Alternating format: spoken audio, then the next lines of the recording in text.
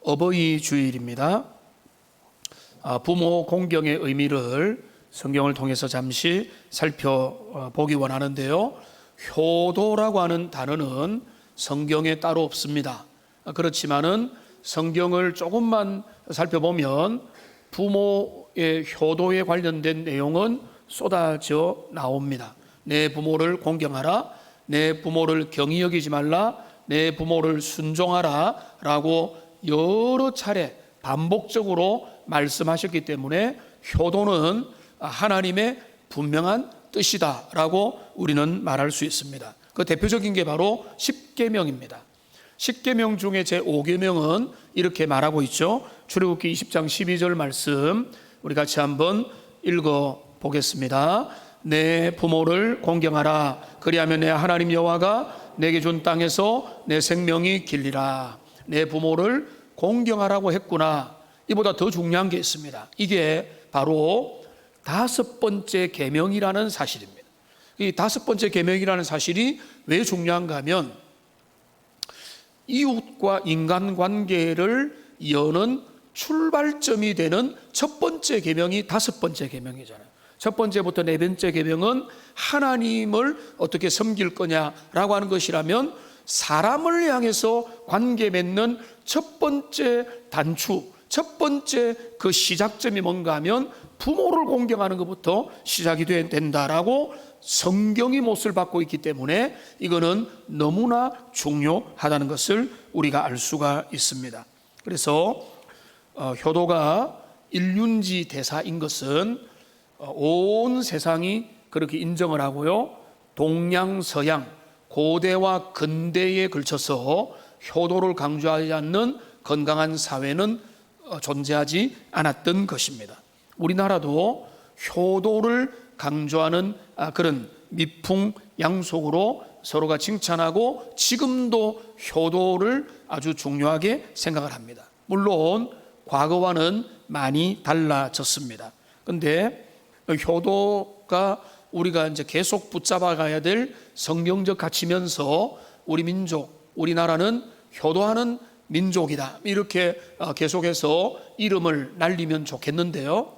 이 효도와 관련해서 제가 말씀을 준비하다가 좀 흥미로운 강의를 하나 듣고 제가 참고로 먼저 서론 겸해서 말씀을 드리고자 합니다. 심리학자로 잘 알려져 있는 김경일 교수라고 하는 분이 계세요. 이분이 이제 강의한 내용들 중에 그분이 바라보는 효도가 뭔가를 말해주는데 상당히 접근법이 독특하고 흥미로워서 우선 함께 좀 나누면 좋겠는데, 그런 어떤 이야기부터 하는가 하면 우리 한국 사람들의 효심은 남다르다는 거예요.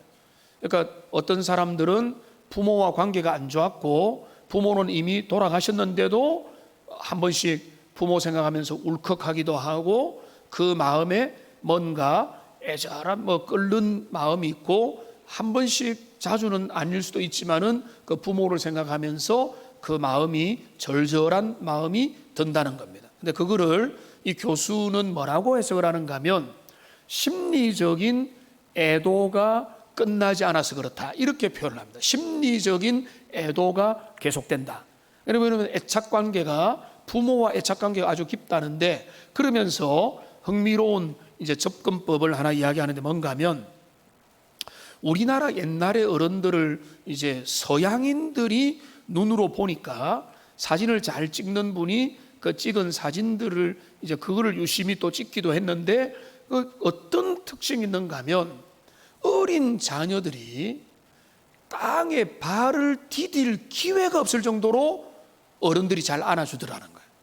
옛날에 생각해보면 그렇잖아요. 엄마가 안아주는데 엄마가 힘들면 아빠가 안아주고, 아빠가 힘들면은 또 할머니가 안아주고, 또 옆에 이웃이 안아주고, 내가 봐줄게 하면서 계속 안아주다 보니까 어린아이들이 이 한국에 있는 갓난아이들, 아주 어린아이들은 발을 땅에 디딜 시간도 별로 없을 정도로 부모를 통해서 안아주면 뭐합니까? 피부 접촉이잖아요.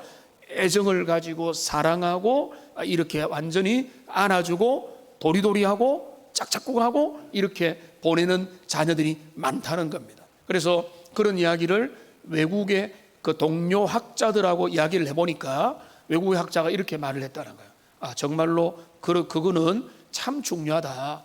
심지어 한국의 고아원에서 자란 자녀가 우리 서양에서 자란 그 좋은 가정에서 요람에서 자란 자녀보다 어쩌면은 더 많이 품에 안겨서 이렇게 애정을 받았을 가능성이 더 높을 거라고 서양에 있는 학자가 그렇게 이야기를 해줬다는 겁니다. 자, 그래서 이제 근데 아쉬운 거는 저도 아이들이 자랄 때 그런 아쉬움이 좀 있었는데요. 참 인생은 이상하다. 왜 진짜 어렸을 때 기억은 없을까? 그죠? 진짜 어렸을 때 기억이 다 생생하다면, 저도 유치원 이전의 기억은 진짜 없어요. 겨우 사진 한두 장면 정도로밖에는 기억나는 게 없거든요. 그런데 그때가 다 기억난다면 얼마나 또 그 부모가 나를 안아주고 축복하고 기뻐하고 좋아했던 그런 것들이 정말로 기억이 남아서 더 부모에게 효도를 잘할 건데, 그런 아쉬움을 가진 적이 있는데, 그런데 이제 이 교수님은 또 이렇게 풀어갑니다. 그렇게 이제 사랑을 많이 받았지만은 공포의 사춘기가 찾아온다. 이 사춘기가 찾아오면은 그때부터 아이들은 방문을 걸어 잠그고 이제 가족과 부모와 주변과 차단을 시작한다는 거죠. 그거는 왜 그런가 하면 필요하기도 합니다. 정서적으로 자아가 독립이 돼야 되기 때문에 이제는 깊은 애착 관계 속에서 있었던 그 자아가 분리하여 이제는 내 길을 잘 걸어가고 나의 고유한 길을 걸어가기 위해서는 방문을 닫는 시간도 필요하고, 강제로 여러분이 굳이 열려고 안 해도 그때 오히려 기다려주고, 여러분이 사춘기를 겪었다면 그 경험을 떠올리고, 겪었지 않았다면 다른 분들을 통해서 책을 통해서 배워가지고 그들을 좀 이해를 하면서 기다려주면 되는데, 문제는 뭔가 하면 많은 분들이 그런 것 같아요. 저는 좀 그렇지는 않은 것 같은데, 이 사춘기를 지나면서 10대가 지나고 20대가 되고 군대를 가고 취업을 하고 타 지역으로 가고 막 이렇게 되면서 부모와의 관계가 회복되지 못하고 그때 그 정서 단계로 머물러 버리게 되는 사람들이 많이 있다는 거예요. 자, 그러니까 그 관계가 애매해진 거죠. 서먹한 관계에서 뭔가 해결이 안 된 대로 내가 타 지역으로 직장을 가버리고 이렇게 되다 보면은 이제는 내가 부모와 대면하거나 별로 사이가 좋지 못하기도 하고 이런 해결되지 못하는 문제들이 있게 되는데, 그런데 이상하게도 나중에 부모가 이제 먼저 죽고 또 이제 소천하기도 하고 이제 부모를 더 이상 볼 수 없는 상황이 돼도 그런 부모와 관계가 좋지 못한 그 사람들도 이야기를 해보면 엄마 생각나고 아빠 생각나고 내 부모에 대해서 문득문득 생각이 난다는 사람들이 참 많다는 겁니다. 부모가 나를 너무 사랑해줘가지고 그렇게 생각이 나는 게 아니라 별로 그렇게 관계가 좋지 못한데도 생각이 나더라는 것을 이 이제 김 교수가 어떻게 풀어가는가 하면 아주 이제 흥미롭게 푸는데, 그게 바로 5살 이전에 아주 어렸을 때 안아주고 보듬어 주었던 그 애착의 그 기억들이 그들의 속에 어느 정도 남아 있어서 그럴 수 있다. 그거는 아무리 생각해도 그거 외에는 다른 게 별로 느껴지지 않는다. 왜냐하면 한국인에게 그런 게 유독 강하다고 하거든요.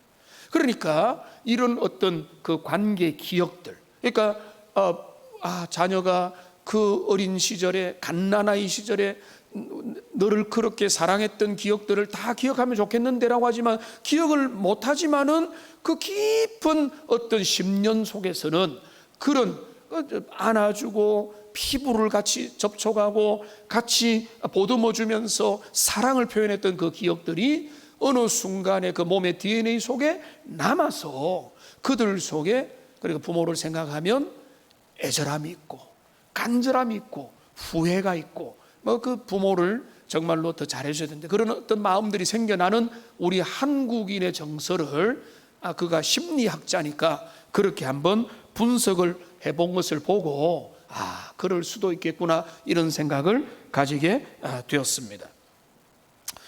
그래서 이 효도는, 그래 이분의 결론이 재밌는데요. 그러니까 이분의 특강의 주제가 효도였거든요. 그러니까 뭐라고 이야기하는가 하면, 이제 부모에게 효도는 어떻게 하는 건가 하면 부모를 많이 만져드려라 이렇게 되는 거예요. 그러니까 이제 어릴 때 부모가 자녀를 뭐 거의 쭉쭉 빨 정도로 자녀를 안아줬지 않습니까?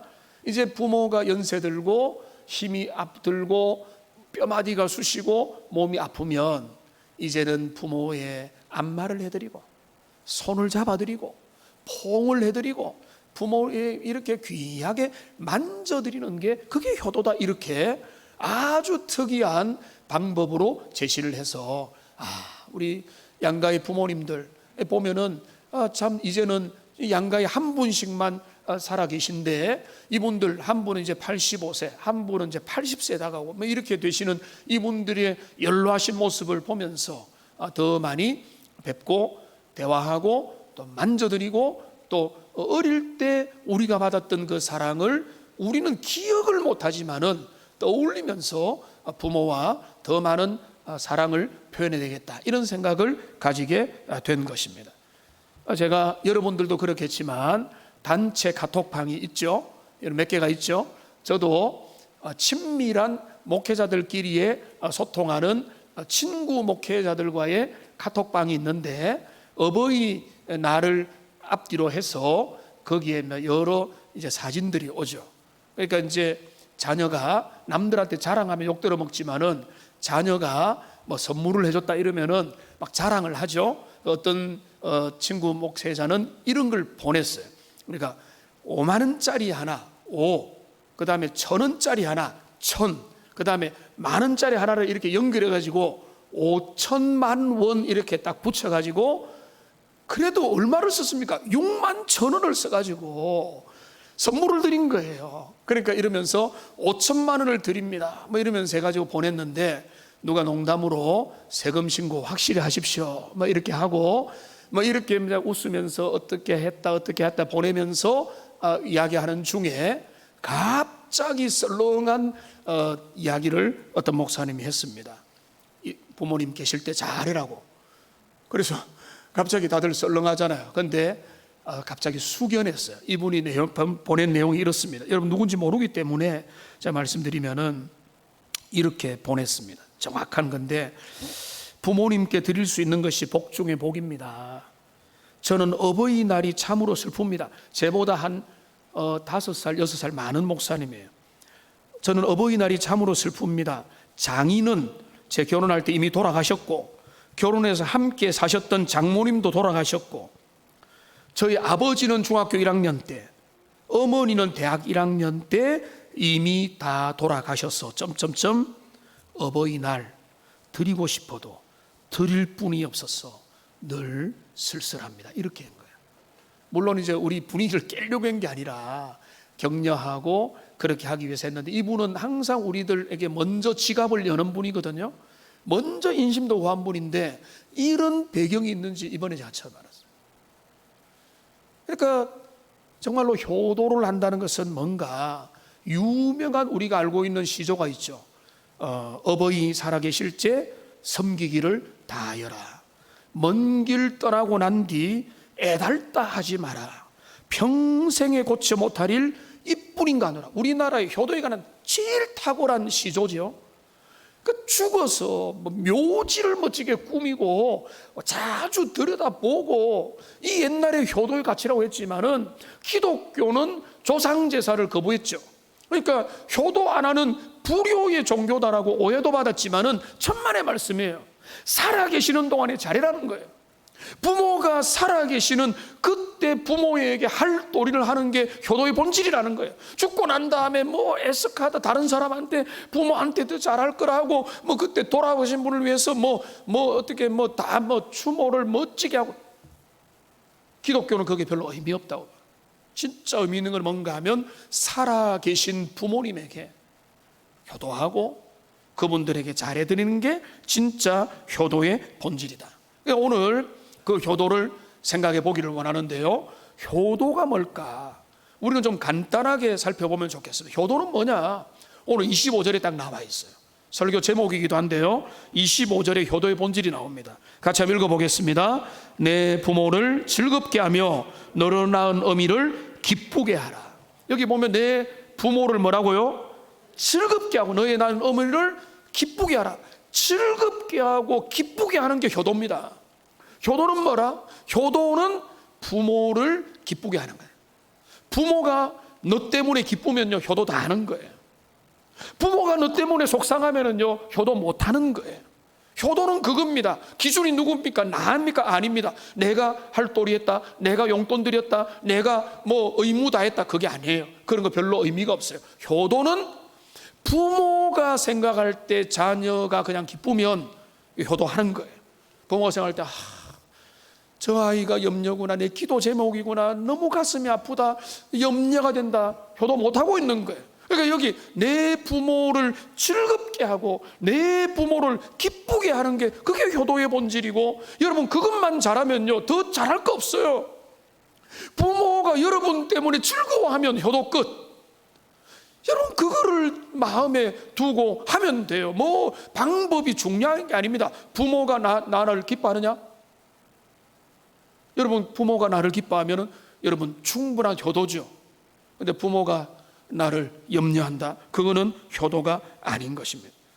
그러니까 이 효도에 대한 결론이 다 끝났어요. 오늘 내용도 다 이겁니다. 효도는 뭐냐? 내 부모가 즐거워하는 것이다.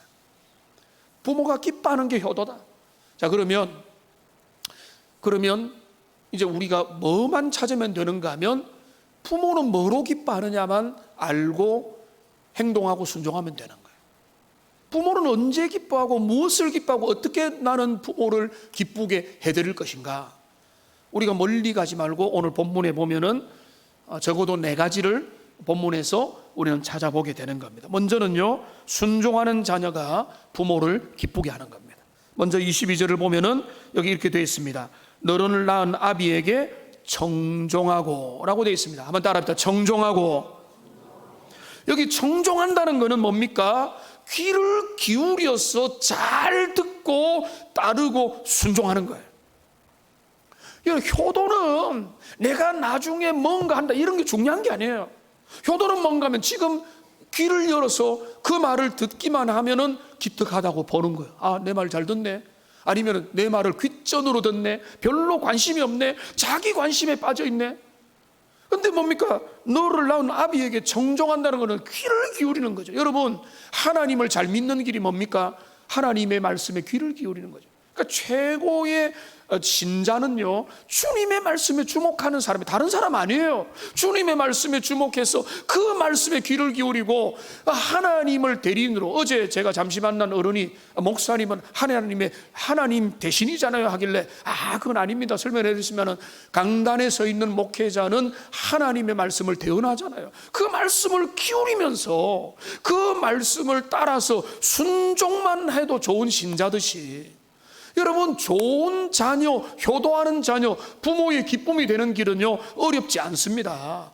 부모의 말씀에 귀를 기울이는 겁니다. 그러니까 부모의 말씀에 귀를 기울이고 그 말씀을 새겨 듣고, 이런 의미구나, 이런 말씀이구나, 귀를 기울여서 그거를 실천하면, 순종하면, 그래서 너는 이렇게 해라, 알겠습니다 하고 그렇게 순종하면 그게 효도의 중요한 출발점이라. 하나님과 우리의 관계도 똑같아요. 여러분 보십시다.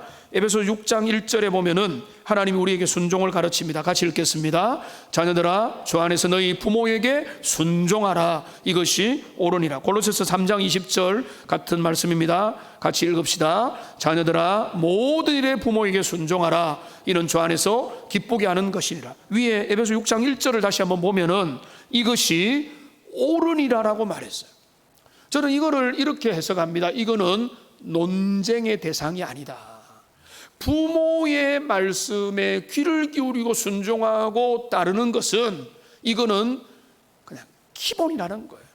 이거는 불문율이라, 특별히 신앙의 부모에게는 이거는 너무나 당연한 거기 때문에 나는 내 부모 말씀을 듣지 않겠다, 이렇게 나는 다른 길로 효도를 선택하겠다, 이거는요 뭔가 잘못된 것이야. 특별히 신앙의 부모의 말씀에는 더 순종하고 따라가는 게 맞다. 그러니까 부모를 기쁘게 하는, 부모를 즐겁게 하는 첫 번째는 뭔가 하면 부모의 말씀에 귀를 기울이는 거예요. 여러분 보세요. 하나님이 우리가 주님을 사랑하고 주님을 어떻게 기쁘게 할까라는 마음만 가져도 주님이 어떻게 했어요? 야, 저 자녀가 너무 기특하고는 하지 않겠어요?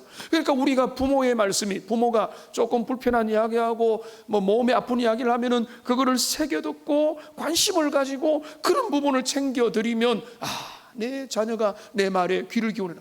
반면에 부모가 한 번, 두 번, 몇 번 이야기했는데도 그 말을 모른 척하고 무시하면은 자녀는 내 이 부모의 말을 귓등으로 듣는구나, 스쳐 지나가는구나, 자기 길을 그냥 걸어가는구나, 이렇게 생각하며 부모는 안타까워지는 겁니다.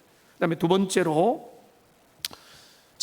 보면 22절입니다. 22절 뒤에 보면은 내 늙은 어미를 경히 여기지 말지니라 라고 말했어요.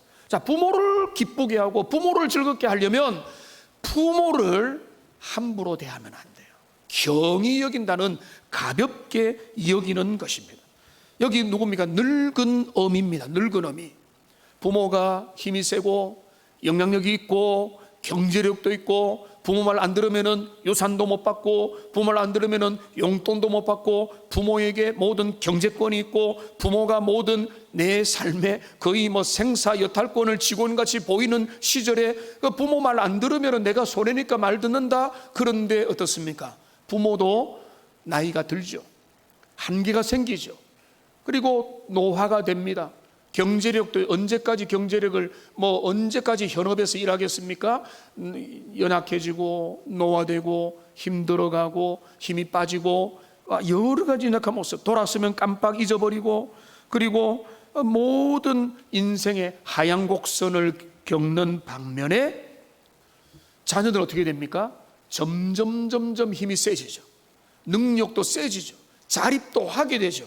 경제력도 생기게 되고 아주 여러 가지 면에서 이제는 어느 순간이 되면은 골든 크로스일지 어떤 반대 크로스일지 모르겠지만은 자녀가 부모보다 좀 더 넉넉한 위치가 되는 때가 생기는 거예요. 성경은 말합니다. 그럴 때 너의 부모를 어떻게 하느냐가 너가 효자냐 아니냐를 결정한다는 거예요. 늙은 어미, 늙은 아버지. 쉽게 말하면은 내게 별로 보탬 안 되는, 짐이 되는, 지금 내가 돌봐야 될 것만 있는 그런 부모에게 너는 어떻게 할 거냐? 그 부모를 귀하게 여기고, 그러면서 우리가 떠올리면 머릿속에 떠올려 보면 되죠. 태어나서 나를 진자리 마른 자리를 갈아서 뉘어주시고 나를 안아주시고 나를 이 땅에 생존하게 한 것 자체만으로 내가 너무 감사합니다라는 것을 떠올리면서 이제는 내가 할 수 있는 몫을, 내가 할 수 있는 만큼 나의 사랑과 나의 최선으로 내 부모를 가벼이 여기지 않으리라고 한다. 여러분, 그런 마음을 부모가 안다고 생각해 보세요. 그게 돈을 많이 들이고 어떤 거겠어요? 어떤 여러분의 마음의 자세를 보고는 부모가 내가 그래도 내 배로 낳은 자식이지만 너무나 기특하고 너무나 대견하고 너희 때문에 내가 기쁘다라는 마음을 가지고 있지 않겠습니까? 그러니까 진정한 효도, 내 부모를 기쁘게 하는 또 하나의 모습은 뭔가 하면 내가 힘이 세져가고 내가 능력이 많아졌을 때 부모를 더 귀하게 여기는 마음, 그게 바로 효도의 진짜 진심이고 그런 마음을 하나님이 기뻐하신다. 그거를 기억하시면 좋겠습니다.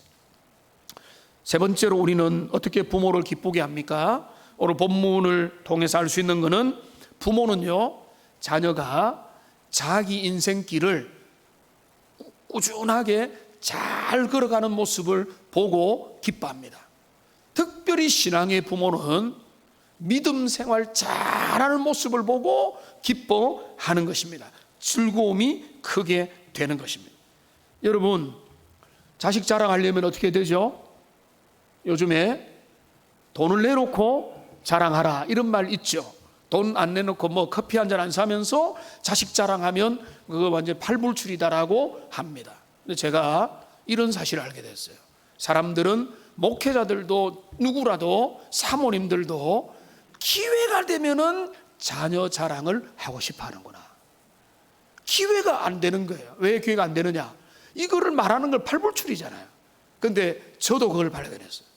누가 저에게 물어보잖아요. 설명이 너무 많아요. 제가 자세히 설명하고 있어. 그 뭡니까? 자랑하고 싶었던 거예요. 안 했을 뿐이지. 그게 부모의 마음인 거예요. 그러니까 뭔가 자랑거리가 작은 게 있어도 기회가 되면은 자랑하고 싶은 게 부모의 마음이라. 왜? 기특하니까, 보람되니까. 특별히 신앙의 일이나 이런 게 있으면은 진짜 더 자랑을 하고 싶은 게 있는 거죠.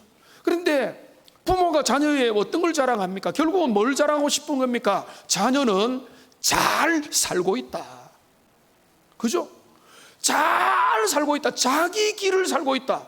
부모 밑에 기대가지고 헬리콥터 부모처럼 자녀에게 딱 제공해 줄 때 이게 아니고, 자녀는 자기 길을 잘 걸어가고 있다. 그거를 내가 자랑하고 싶어 하는 거예요. 세상에 물어보세요. 내 자녀 천하의 불효자라고 이야기하는 사람이 있습니까? 없죠. 왜 없습니까? 부끄러우니까. 그 말을 누구에게, 내 자녀 진짜 속 썩이는 자녀고 내 자녀는 진짜 사람이 아니다, 뭐 이렇게 말하는 자녀가, 부모가 어디 있어요? 자기 얼굴에 침 뱉는 건데. 속으로는 정말로 자랑스럽고 즐겁고 기쁜 자녀가 있는 반면에 정말로 마음에 기도 제목이 있는 주변에 보면은 그런 자녀들도 있다는 것입니다. 그러니까 자녀가 순종하는 게 중요하지만은, 이 말은 자녀가 부모를 졸졸졸졸 따라다닌다는 말이 아니에요. 성경도 보면은 네가 내 부모를 떠나 아내와 함께 가정을 이루라는 것은 정서적으로, 재정적으로 모든 면에서 독립을 의미하는 거예요. 독립해서 자기 삶을 걸어가야 되는 거예요.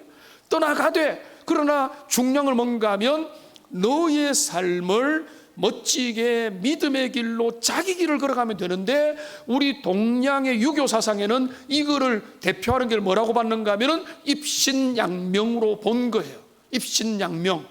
그러니까 출세를 하는 게 부모에게 효도하는 거라 이렇게 본 겁니다. 그 입신양명의 효경에 기록된 내용을 보면은 효도는 뭐냐 이렇게 돼 있어요. 신체의 머리털과 살갗은 부모에게 받은 것이니 감히 손상하지 아니함이 효도의 시작이고, 그 다음에 이 말이 나옵니다. 입신 출세하여 도를 내가여 후대의 이름을 드날려 부모를 드러내는 것이 효도의 마침이다 라고 해서, 우리 동양 사상과 유교 사상을 가지고 우리 한국은 지금도 그렇지만은 자녀가 높은 자리 뒤에 사자를 붙이고, 그리고 아주 이름이 알려주는 어떤 것들을 자리에 올라갈 때 부모가 칭찬 듣잖아요. 자녀 잘 키웠네요, 수고 많았네요, 훌륭하네요. 다 엄마의 교육, 아빠의 교육 이렇게 되니까 그게 한국에 있어서 입신양면이 그게 바로 효도의 최고봉이다 이렇게 되는데요. 기독교적으로 보면은 그 입신양면이라기보다는 성경적으로 보면 그게 아니고, 이게 뭔가 하면 오히려 이거를 좀 등급을 낮추어서 출세하는 게 부모의 기쁨이 되기도 하겠지만은, 진짜 중요한 거는 출세가 아니라 자기 앞가림을 하고 신앙생활 잘하면서 내게 주어진 인생을 책임 있게 걸어가는 거예요. 그러면 부모는 안심이 되는 거예요. 그러니까 그 자녀의 진짜 중요한 효도는, 내가 부모로부터 어릴 때 보호를 받고 양육을 받았지만 이제는 보호와 양육을 떠나서 이제는 내 인생을 하나님의 인도를 따라서 내 길을 내가 걸어간다, 내 삶을 내가 영위해 나간다, 그거를 바라보면 부모는 안심이죠. 그런데 자녀가 그거를 어려워하고 힘들어하고 지나치게 부모에게 의존하고 손만 벌리고 있고 그렇게 독립하지 못하면 그 부모는 걱정이 많을 수밖에 없다는 것입니다. 그러니까, 그런데 제가 말씀드리는 입신양명, 그리고 자기 길을 걸어가는 거, 이거를 신앙의 관점에서 말씀드리면은 자기의 믿음의 길을 잘 걸어갈 때 부모는 즐거운 겁니다. 부모는, 신앙의 부모는요, 저도 그래요. 자녀들이 세상적으로 잘 되는 거, 그거 뭐 나쁜 일은 아니지만 그보다 100배 중요한 건 뭔가 하면은 믿음의 길을 걸어가야 되는 거거든요. 근데 그거 놓치고 사자 달면 뭐하고 뭐 되면 뭐하고 그거 가지고 뭐 하겠다는 겁니까? 그러니까 그거는 신앙의 부모에 있어서 진짜 중요한 거 보면은 자녀가 하나님 잘 믿고 사랑하고 주님이 주시는 은혜를 붙잡는 거거든요. 여러분 여기 다시 보십시오. 24절을 보십시오. 24절에 보면은 같이 한번 읽어 보겠습니다. 의인의 아비는 크게 즐거울 것이요 지혜로운 자식을 낳은 자는 그로 말미암아 즐거울 것이니라. 의인의 아비는 크게 즐거울 것이고 지혜로운 자식을 낳은 자는 그 자식 때문에 즐거울 거라는 거예요. 누가요? 신앙의 부모가. 불신앙의 부모는 너 믿음 생활 대충 해라 라고 하겠지만, 믿음의 부모는 그 자녀가 의의 길을 걸어가고 주님을 사랑하고 지혜와 지식을 따라 하나님을 사랑하는 길을 걸어갈 때 부모는 야, 안심이다, 진짜 괜찮다, 정말로 내 자녀는 이제는 정말로 주님께서 인도하시구나 맡기면서 내가 내 삶을 여유를 가지고 살아갈 수 있게 되는 것입니다. 의인 정말로 믿음을 가지고 신앙을 가지고 살아갈 때 여러분의 부모가 신앙의 부모라면 그것 때문에 즐거워하는 거예요. 내 자녀가 신앙생활 잘하면 그게 기쁜 겁니다. 내 자녀가 어떤 다른 교회라도 거기 교회를 잘 섬기면 기쁜 겁니다. 여러분 일부에는 그 말씀을 못 드렸는데 제가 장례를 할 때 진짜 안타까운 게 있어요. 부모는 신앙이 너무 좋았는데 자녀들의 그 신앙이 거의 맥이 끊겨버려가지고 부모의 신앙이 자녀에게 연결이 안 되는 모습을 보면 너무너무 안타까워. 그런데 반대로 자녀가 자기 신앙 붙들 뿐만 아니라 더 훌륭하면은 부모의 신앙이 더 주님 앞에 빛을 받고 하나님 앞에 영광을 받는 거죠. 그러니까 자녀는 신앙 계승의 사명을 이어받고 신앙의 부모의 관심은 뭔가 하면 자녀가 믿음 생활 잘하는 거예요. 그러니까 자녀가 믿음 생활 잘하면 그로 인해서 부모의 즐거움이 되는 거죠. 그러니까 여러분 뭐라고 해야 합니까? 그렇게 하려면 어떻게 해야 되죠? 23절을 보세요. 거슬러 올라가서 23절을 보면은 이렇게 말합니다. 진리를 사되 팔지는 말며. 그러니까 우리가 믿음 생활 잘하는 길은 다른 게 아니라 진리에 사로잡혀서 진리의 사람이 되고 그 진리에게 내 삶을 드리고 진리의 근원 되신 그리스도를 따르고 나갈 때 내가 내 신앙의 길들을 이탈하지 않고 잘 걸어갈 수가 있는 겁니다. 그 진리를 팔지 않는다는 것은 진리를 그냥 잠시 듣고 참고하는 게 아니라 진리를 내 마음에 꼭 모시고 그 진리의 사람으로 살아가면 진리에서 뭐가 나옵니까? 23절 뒷부분에 보면은 지혜가 나오고 훈계가 나오고 명철이 여기에 다 포함되어 있는 겁니다. 그리스도로 가면 주님은 우리에게 모든 좋은 것들을 다 부어주시는 거예요. 그러니까 핵심은 뭡니까? 예수님 잘 믿는 게 진짜 효도입니다. 부모의 신앙이 없으면 야, 니 돈 좀 많이 줘라, 이게 효도겠지만 진짜 신앙의 부모가 가지는 제일 큰 효도는 뭔가 하면 자녀가 예수님 잘 믿는 거예요. 여러분 부모님이 지금 생존해 계시는 모든 자녀들은 해당이 다 되죠. 예수님 잘 믿읍시다. 예수님 잘 믿고 하나님을 경외하고 정말로 진리의 사람이 되면 저 아들은 저 딸은 안심이다. 내가 가르칠 게 없다. 왜? 그런 진리의 교훈을 받는 자기 때문에 이렇게 되는 것입니다. 자, 마지막 네 번째로 어떻게 부모가 자녀를 즐거워할까? 저는 이게 많이 공감이 됐는데요. 내가 부모를 즐거워하면 부모는 즐겁다 이겁니다. 내가 부모를 기뻐하면 부모는 무조건 자녀 때문에 기쁜 겁니다. 어떻게 부모의 마음을 기쁘게 할까? 여러분 부모를 기뻐하면 되는 거예요. 부모를 사랑하고 부모를 자랑스러워하고 부모를 귀하게 여기는 게 효도의 기본이라는 거예요. 저는 이 말씀을 준비하면서 그렇구나, 이상하다, 신비롭다, 그걸 깨달은 게 뭔가 하면 부모와의 관계를 하나님과의 관계로 많이 연결시키는 거예요. 근데 여기에 이제 전제가 있습니다. 여기 나타난 부모는요, 세속적인 부모가 아니에요. 여기서 말하는 등장하는 내 아들아, 내 아비의 말을 들으라 할 때 이 부모는요, 신앙에 경건한 부모입니다. 그러니까 믿음의 부모를 대하는 것은 하나님을 대하는 것과 다를 바가 없다. 자, 그런 걸 생각해 보면, 자, 느헤미야 8장 10절을 보십시오. 여기 보면은 쭉 이야기를 하다가 느헤미야가 하나님 앞에 일어난 좋은 일을 기뻐하다가 중간에 보면은 이날은 우리 주의 성일이니 근심하지 말라. 자, 같이 읽겠습니다.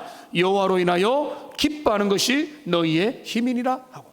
자, 여기 보면은 너희의 힘이 뭐냐? 신앙의 본질이 뭐냐? 주님 때문에 기뻐하는 게 신앙의 본질이라는 거예요.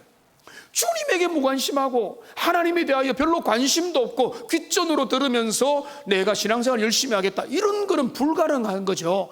주님을 사랑한다면은, 주님을 내가 잘 믿는다는 것은 내가 주님을 사랑한다는 거예요. 하나님을 예배하는 걸 기뻐하고 주님 앞에 헌신하는 것도 즐거워하고 주님이 주신 그 은혜를 아주 기쁨으로 내가 맞이하고 내가 하나님 자체를 즐거워하는 것입니다. 성경에 이런 표현들이 많이 있습니다. 신명기 27장 7절을 보시면은요, 여기 이렇게 되어 있습니다. 화목제를 드리고 거기서 먹으며 내 하나님 여호와 앞에서 즐거워하라. 즐거운 거 다 부모를 떠나서 하고, 부모 앞에는 문 걸어 잠그고, 그러면 부모가 즐거워하겠어요? 부모를 즐거워하는 게 아니죠. 여호와 앞에서 즐거워하는 거죠.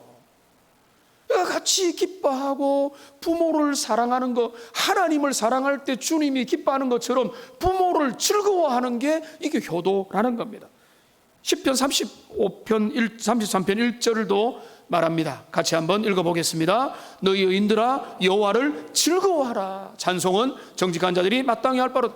여호와를 즐거워할 때 그게 신앙이듯이 부모 공경 다른 게 아니에요. 부모를 즐거워하는 거예요. 부모를 기뻐하는 겁니다. 사랑하는 겁니다. 좋아하는 겁니다. 그럴 때, 그러니까 부모를 좋아하면은, 자, 부모가 어떻겠습니까? 내 배에서 낳은 자녀가 나를 좋아하는 건 너무나 당연하지. 사랑스럽구나, 귀하구나, 주고 싶은 모든 걸 다 주는 거예요. 이게 사랑의 관계고 이게 효도의 본질이 되는 것입니다. 부모 공경도 똑같습니다. 우리가 어렸을 때는 부모에게 세배를 할 때도 철없는 마음에 세뱃돈 얼마 주시나 라는 마음을 가지고 세뱃돈 받는 마음으로 그 재미로 세배를 했지만은, 요즘에 명절에 어른들에게 드리는 세배의 마음은 한 해 한 해 다르거든요. 이분들 이 땅에 생존해 계시는 동안에 몇 년을 세배를 드릴 수 있을까, 이런 마음으로 엎드릴 때 이제는 부모님한테 용돈을 받겠습니까? 어머니 약간 넣어서 지금도 세뱃돈을 주시기지만은 저희들이 드리는 게 훨씬 많죠. 그러나 부모님께 절을 할 때 하는 그 마음은 다른 게 아니라 존경의 마음, 사랑의 마음, 우리를 이 땅에 태어나게 하시고 우리를 이 자리에 있게 하신 것 자체를 기뻐하기 때문에 드리는 그런 마음인 것입니다. 이제 그래서 말씀을 정리하고자 합니다. 오늘 이 말씀이 드러내는 효도의 본질은요, 너무나 분명합니다. 그리고 어렵지 않습니다. 그건 뭔가 하면, 효도는 뭐냐? 부모를 기쁘게 하고 부모를 즐겁게 하는 것입니다. 그 끝입니다. 여러분의 부모님이 여러분 때문에 기뻐한다면요, 효자, 효녀입니다. 그렇게 하십시오. 그렇게 잘하고 있다면 계속 하십시오. 그 일을 계속하면 되는 겁니다. 그런데 여러분이 만일 부모님을 어떻게 기쁘게 할까? 특별히 오늘 주제는 신앙의 부모를 어떻게 기뻐할까? 여러분, 오늘부터 이 말씀대로 하면 됩니다. 부모의 말씀을 새겨들으세요. 허투루 듣지 말고 그 말씀을 경청하여 내가 어떻게 하면 그 의도를 살피고 태도를 살펴서 내가 그 부모의 마음을 편안하게 해줄까라는 것들을 생각을 하시고, 그리고 자신의 주어진 길들을 열심히 걸어가십시오. 하나님이 내게 주신 인생을 열심히 걸어가요. 뭐 출세하면 좋죠. 우리 젊은이들이 출세하여서 훌륭해지면 좋죠. 근데 그 훌륭해지는 것도 좋지만은 믿음의 길들을 잘 걸어가면서 자기 앞가림만 해도 저는 그거 하나님이 기뻐한다고 봐요. 그렇게 열심히 살면서 무엇보다 여러분 절대 잊지 말아야 될 거, 여러분의 부모는, 우리의 부모는 존재만으로 나의 기쁨이요 즐거움입니다 라고 하는 것들을 여러분이 사인을 보내줘야 되는 겁니다. 그리고 더 자주 부모님을 만져주십시오. 안마도 해드리고 안아주시고 사랑한다고 말하시고 축복을 하십시오. 기회는 많이 남아있지 않고 어떤 분들에게는 그 기회가 주어져 있지도 않는 그런 상황이기 때문에 여러분 그 부모님을 즐겁게 하고 부모가 기뻐하면 그게 효도의 본질이라는 걸 기억하면서 우리가 부족하지만은 우리에게 주어진 우리 땅에 태어나게 하신 그 고마운 부모님에게 사랑과 존경과 표현을 다 해가시는 그런 부모 사랑하는 하나님의 자녀들 다 되시기를 주님의 이름으로 축원합니다. 기도하겠습니다.